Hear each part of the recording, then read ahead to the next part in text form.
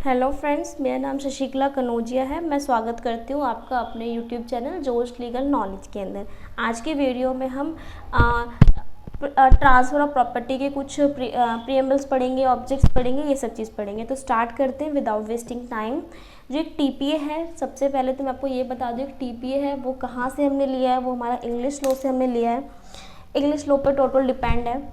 इसको पहले लाने का मेन मोटिव ये था कि पहले के टाइम पे ट्रांसफ़र ऑफ प्रॉपर्टी एक्ट जो है, उससे पहले कोई भी पर्टिकुलर एक एक्ट नहीं बनाया गया था कि अगर आप प्रॉपर्टी को ट्रांसफ़र कर रहे हो तो वो किस तरीके से ट्रांसफ़र होगा, रजिस्टर करवाना कंपलसरी है कि नहीं है। तो इस एक्ट को बनाया गया था और ये एक्ट रियली अभी तक बहुत अच्छा एक्ट है। इसमें बहुत कम अमेंडमेंट हुए हैं। तो हम स्टार्ट करते हैं इसको पढ़ना। Whereas it is expedient to define and amend certain parts of the law relating to the transfer of property by act of parties, it is hereby enacted as follows। मतलब जो टीपीए एक्ट है, जो transfer of property act है, बहुत सारे provision इसके बहुत सही हैं, बस कुछ certain parts of the law को यहाँ पर अमेंड किया गया है। तो वो किस तरीके से अमेंड किया वो हम पढ़ेंगे यहाँ पर।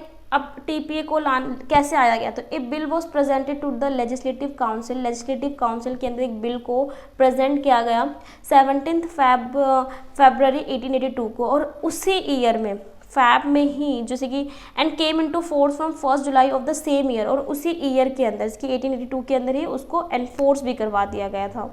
Before that the transfer of immovable property was govern by the principle of English law and equity.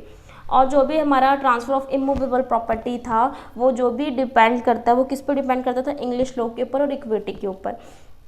हमारे टीपी के अंदर मूवेबल और इमूवेबल दोनों प्रॉपर्टी के बारे में, बट हमारे इमूवेबल प्रॉपर्टी के बारे में यहाँ पर बहुत ज़्यादा टॉपिक्स बता रखे हैं कि इमूवेबल प्रॉपर्टी को आप ट्रांसफ़र कैसे करेंगे। तो the TPA 1882 mainly deals with the transfer of immovable property. It does not apply to the transfer by the operation of law such as a transfer of immovable property necessity by order of the court for insolvency or forfeiture among others। यहाँ पर ये बता रखा है जो TPA है mainly वो किस पे डिपेंड करता है, इमूवेबल प्रॉपर्टी पे डिपेंड करेगा। बट ये जैसे कि आपको कोर्ट ने कोई ऑर्डर दिया, तो वो हमारा टीपीए के अंदर नहीं आएगा। जैसे कोर्ट ने आपको ये बोला कि आप ये प्रॉपर्टी जब्त करवा लो या ये कर दो वो कर दो, तो ये टीपीए के अंदर नहीं है। टीपीए के अंदर हमारा लीज है, सेल डीड है कि सेल हम कैसे करेंगे, लीज हमारा कैसे होगा, या मॉर्गेज कैसे होगी, एक्सचेंज कैसे होगा, या चार्ज कैसे होगा, इन सब के बारे में बताया है।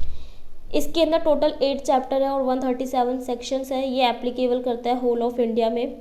पहले ये जम्मू कश्मीर पे एप्लीकेबल नहीं करता था, but according to the Jammu and Kashmir reorganisation 2019 के अकॉर्डिंग ये पूरे इंडिया पे एप्लीकेबल करता है। हम कुछ प्रॉपर्टीज़ के उनके बिटवीन और या किस ये कौन सा लॉ एप्लीकेबल करता है। अगर कोई मूवेबल प्रॉपर्टी है, मान लो कोई मूवेबल प्रॉपर्टी है, तो वो 2 पर्सन जो इंटरवायस होना चाहिए। यहाँ पर देखो इंटरवायस अगर मैं बोलूँगी आगे भी, तो इंटरवायस का मतलब होता है 2 लिविंग पर्सन। तो जो हमारा मूवेबल प्रॉपर्टी है वो 2 लिविंग पर्सन पे डिपेंड होना चाहिए, और वो किस एक्ट के अकॉर्डिंग एप्लीकेबल करेगा, सेल्स ऑफ गुड एक्ट 1930 के अकॉर्डिंग एप्लीकेबल करेगा। अगर इमूवेबल प्रॉपर्टी है तो from living person to living person ही होगा, ये भी वो भी टीपीए के अकॉर्डिंग होगा। अगर कोई एक ऐसी प्रॉपर्टी है जो डेड पर्सन, जैसे कि from a dead person to a living person, जैसे कि मैंने आपको बताया था कि फादर की डेथ हो गई, उसके बाद लिविंग पर्सन को वो जा रहा है, तो वो इंडियन सक्सेशन एक्ट के अकॉर्डिंग एप्लीकेबल होगा उसके ऊपर।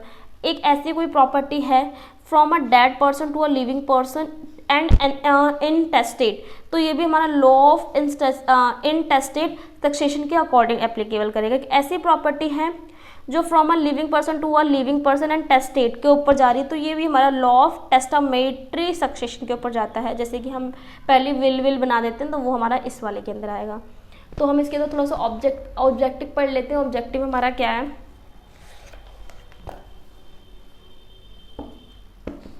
तो हमारा ऑब्जेक्टिव ऑफ टीपीए क्या है, as per the preamble of the act the TPA 1882 is to define, amend or regulate the law relating to the transfer of property by the act of the parties।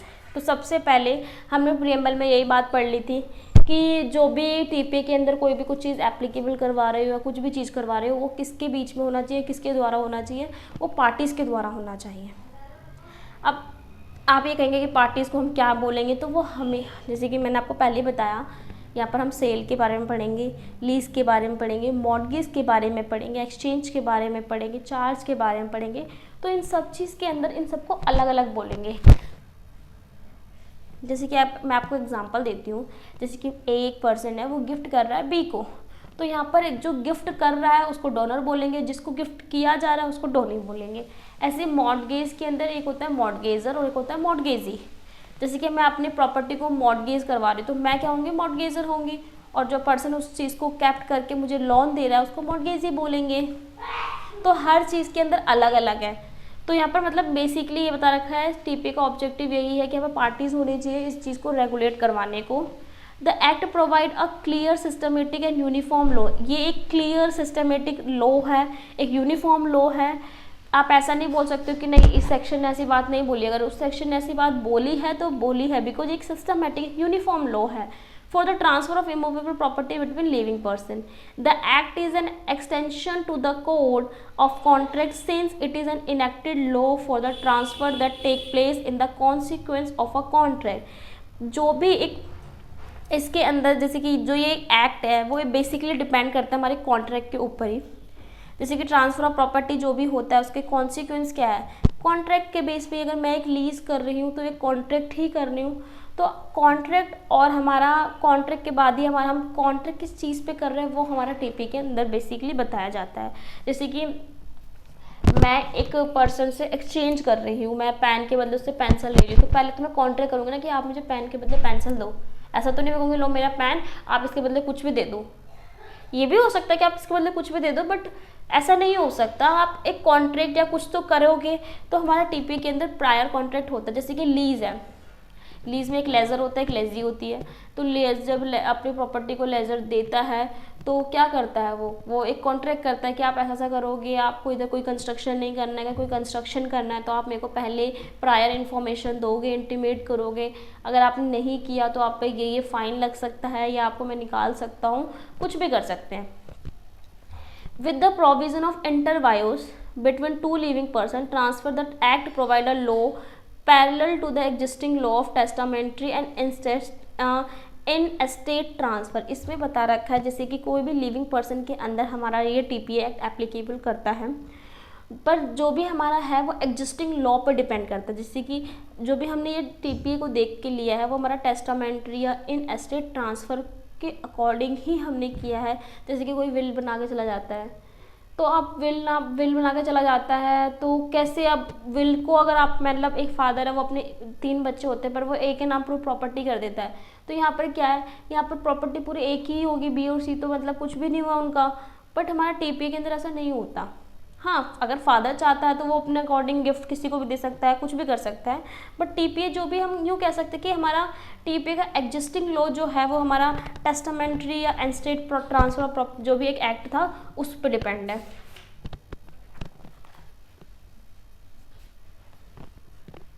The act is not exhaustive because it does not cover the entire dimension of transfer of property, hence we can say its scope is limited।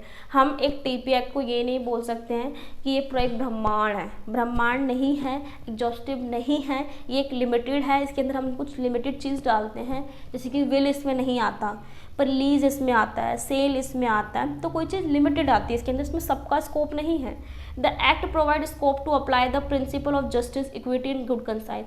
जो भी हमारे law के principal होते हैं, हमारे 3 principal होते हैं। 3 principal कौन से, justice, equity and good conscience. If a particular case is not govern by any provision of law, हमारा जो भी इसमें आप ये बोल सकते हैं कुछ भी सेक्शंस दिए हुए हैं या कोई भी लॉ इसमें गवर्न है वो इन्हीं 3 चीज़ पर डिपेंड करता है। The act envisages the flowing 6 types of transfer. इसके अंदर कौन कौन से, मतलब 6 मैंने आपको बताए ही दिए हैं पहले कि कौन कौन से ट्रांसफ़र करते हैं। सबसे पहले सेल। सेल क्या होता है, सेल एक यहाँ पर मूवेबल प्रॉपर्टी के बारे में सेल का बता रखा है कि आप सेल कर रहे हो, और इमूवेबल प्रॉपर्टी को भी आप सेल करते हो, जैसे कि मेरे को अपने घर को सेल करना है, तो वो सब चीज़ क्या है इसमें वो बता रखा है। मॉर्गेज, आप मॉर्गेज करवा रहे हो। मॉर्गेज क्या होता है, जैसे कि हम अपनी प्रॉपर्टी को जब्त करवा देते हैं और उससे लोन लेते हैं, वो हमारा मॉर्गेज होता है। इसके अंदर मॉर्गेजर और मॉर्गेजी होती है।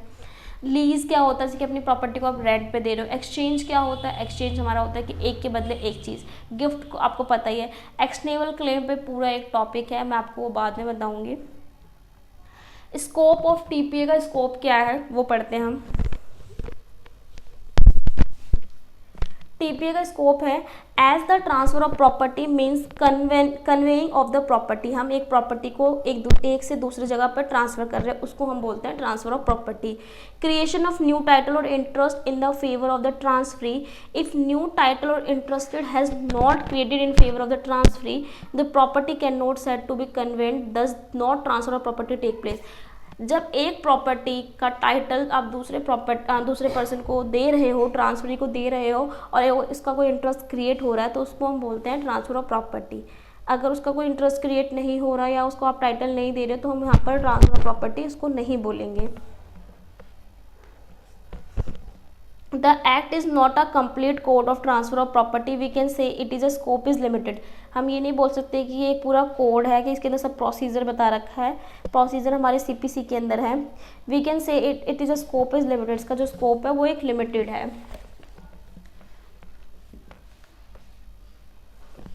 The act does not apply to all the transfer taking place in India. It is only applicable for people parties जो not for the operation of court of law.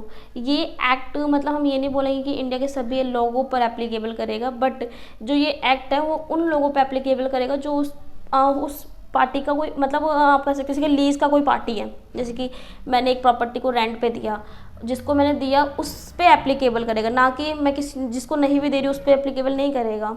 It is a valid only for transferring between living person. ये तभी valid जब आप living person को transfer कर रहे हो। Mainly it is applicable to immovable property. Some sections of the act are related to movable property.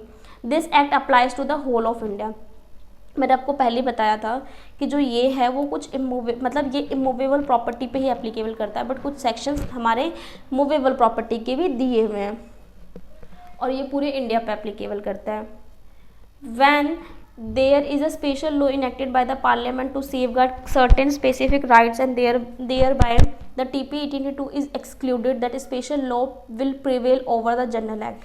अगर parliament ने कभी ऐसा हुआ कि कोई इनेक्ट कर दिया और कोई सर्टेन स्पेसिफिक लॉज या कोई राइट्स बना दिए, तो हमारा जो TPA है वो प्रिवेल कर जाएगा। दैट स्पेशल जो पार्लियामेंट ने स्पेशल लॉ बनाया वो प्रिवेल कर जाएगा हमारे इस एक्ट को। जैसे कि अभी TPA जो हमारा है वो 1882 का है, पार्लियामेंट ने अभी कुछ लीज के प्रोविजंस चेंज कर दिए, तो जो लीज के प्रोविजन चेंज किए गए हैं वो प्रिवेल करेंगे जो हमारे पर्टिकुलर जो हमारे पहले के लॉज थे उससे। For example the Securitization and Reconstruction of Financial Asset and Enforcement of Security Interest Act 2002 जो स्पेशल लॉ, ये स्पेशल लॉ है for the purpose which rules at the application of a general law like the TPA to matter concerned by the special law, कि कुछ special law है वो उन पे applicable करेगा। तो ये वाला जो स्पेशल लॉ है वो प्रिवेल कर जाएगा TPA को। इसमें केस है Mardia chemical limited versus union of India, 2004 का केस है, SCC 311। The supreme court upheld the validity of the special law which contain provision inconsistent with the TPA act 1882। जो स्पेशल लॉ है वो तभी एप्लीकेबल करेगा जब वो इनकंसिस्टेंट करेगा TPA एक्ट के। तो आई होप इसका कैरेक्टरिस्टिक्स भी हम पढ़ ही लेते हैं। तो कैरेक्टरिस्टिक्स ऑफ TPA का क्या है?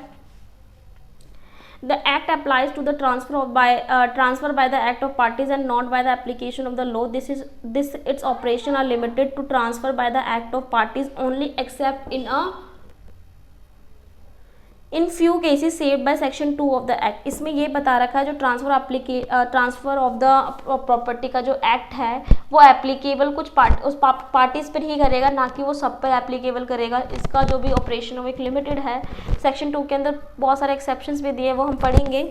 The act does not incorporate rules for all mode of transfer in existence. The act does not even claim to be complete code as apparent from the omission of the term consolidated from its preamble.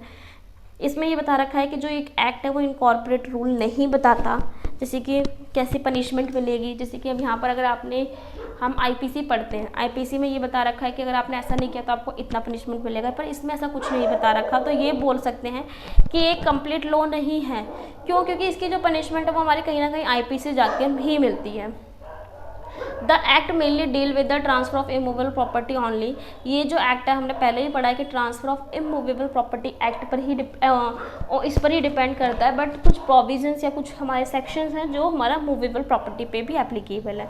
The in case of a conflict between the act and the rules of Muslim law, the latter will prevail certain incident of a contract और the essential nature of the properties are an exemption from the operation of the act by section 2। Section 2 के अंदर हम कुछ पढ़ेंगे कि किस पे prevail करता है, किस पे एप्लीकेबल करता है कि नहीं करता। आई होप आपको ये वीडियो समझ में आई होगी, अच्छी लगी होगी। अगर आपको अच्छी लगे तो प्लीज़ इसे कमेंट करें, लाइक करें, शेयर करें and also subscribe my YouTube channel. Thank you.